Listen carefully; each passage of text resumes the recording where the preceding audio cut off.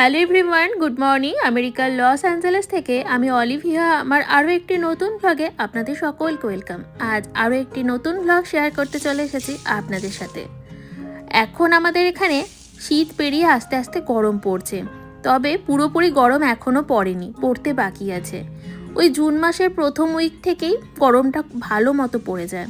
ওই ধরুন না, টেম্পারেচার থাকে প্রায় 45 এরকম। এত গরম পড়ে, আসলে এখানে তো কাঠের বাড়ি, তাই গরমটা একটু বেশিই লাগে ঘরে থাকলে। সারাদিন এসি চালিয়ে বসে থাকতে হয়। তো আজকেও একটু বেশ গরম আছে, তাই ভাবলাম আজকে ভারতীয় কিছু সবজি দিয়ে আজকে রান্না বানাবো। আমরা কাছে একটা ইন্ডিয়া মার্কেটে গেছিলাম, সেখান থেকে নিয়ে এসেছি পটল। আর এই গরমে সাধারণত আমাদের দেশে হয়তো পটল পুরো বাজারে ছেয়ে গেছে। এ দেশেও গরমকালে পটলের বেশ ভালোই আমদানি থাকে। তবে আমরা ওই যখন ইন্ডিয়া মার্কেটে যাই তখন আমরা পটলটা নিয়ে আসি। এই পটল নামক সবজিটি আমার বলুন বা আমার হাজব্যান্ডের দুজনেরই খুবই অপছন্দের একটি সবজি ছিল। পাতে দিলে খেতামই না। আর এদেশে এসে ওই তো মাঝে মাঝে পটল দিয়ে রান্না করি, আমিও খাই আর আমার বড় কিচ্ছু বলে না, দিব্যি খেয়ে নেয় ভাত। আজকে ভাবলাম পটল চিংড়ি বানাবো। এই যে দেখুন, পটলগুলো তবে খুবই ছোট। আমাদের দেশে যে সাইজের পটল পাওয়া যায় তার মতো তো একদমই নয়। ওই যে তরুলি বা কুঁদরি পাওয়া যায় না, ওই তরুলি আর কুঁদরির থেকে হয়তো একটু বড় হবে, সেরকমই পটলগুলো। আর এখানে চিংড়িগুলো ধুয়ে পরিষ্কার করে নুন আর হলুদ মাখিয়ে নিয়েছি। এবার কড়াতে তেল নিয়ে আস্তে আস্তে চিংড়িগুলো ভেজে নেব।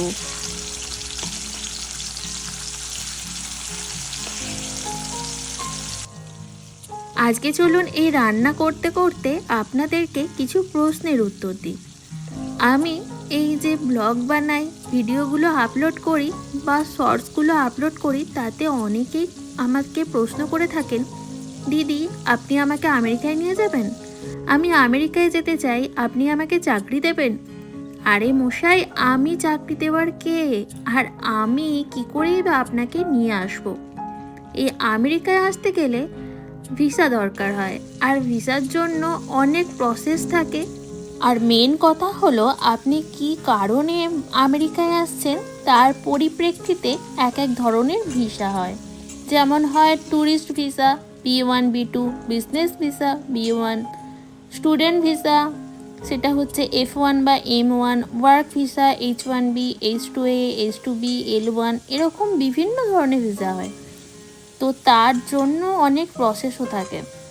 তো আশা করি আপনাদের প্রশ্নের উত্তর আমি দিতে পেরেছি।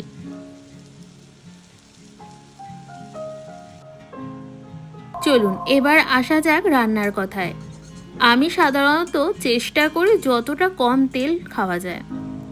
আর তেল কম খাওয়ার জন্য একটা প্রসেস অবলম্বন করেছি, দাঁড়ান বলছি। ওই যে তেলটাতে আমি চিংড়ি মাছগুলো ভেজে তুলে নিয়েছি, ওই তেলের মধ্যেই আমি জিরে আর তেজপাতা ফোড়ন দিয়েছিলাম। তারপর সেই তেলের মধ্যে আলু আর পটলগুলো ভালো করে ভেজে নিয়েছি। পটল আবার ভালো করে লাল করে না ভাজলে টেস্ট হয় না, তাই নেড়ে চুড়ে অনেকক্ষণ ধরে ওই তেলের মধ্যেই পটল আলুটা ভেজে নিয়েছি, সামান্য একটু নুন আর হলুদ দিয়ে। তারপর যাতে আর বেশি তেল না লাগে তাই ওর মধ্যেই দিয়ে দিয়েছি পেঁয়াজ কুচি। পেঁয়াজটা আবার একটু ভাজা ভাজা করে নিয়ে ওর মধ্যে দিয়ে দিয়েছি আদা রসুন বাটা। তারপর নিত্য প্রয়োজনীয় যেসব মশলা হয়, ধনে গুঁড়ো, জিরে গুঁড়ো, হলুদ গুঁড়ো, ওইগুলো দিয়ে আর লঙ্কা দিয়ে ভালো করে নেড়ে চেড়ে নিয়েছি। আর হ্যাঁ, বলতে ভুলে গিয়েছিলাম, এর মধ্যে একটা গোটা টমেটো কুচিও দিয়েছি। আর দিয়েছি পরিমাণ মতো নুন আর একদম চিমটিখানে চিনি।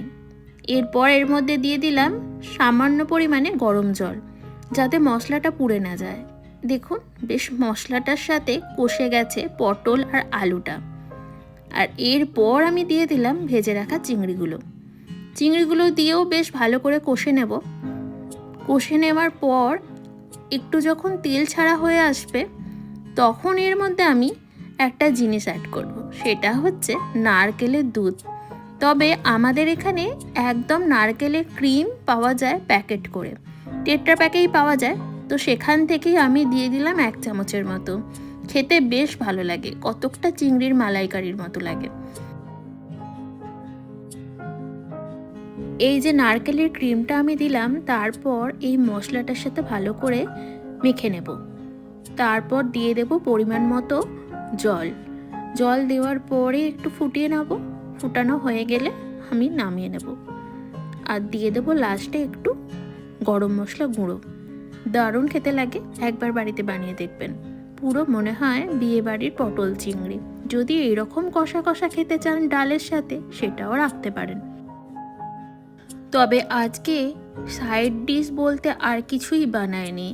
একটু ঝোল ঝোল পটল চিংড়ি দিয়েই আজকে ভাত খাবো, আর একটু কেটে নেব স্যালাড। সেই কারণেই আমি এত কষা রাখবো না, একটু জল দিয়েছে। এই যে ভাত বেড়ে নিয়েছি, চলুন এবার লাঞ্চটা করে নিই। ভিডিওটি ভালো লাগলে অবশ্যই লাইক, শেয়ার, সাবস্ক্রাইব করতে কিন্তু ভুলবেন না।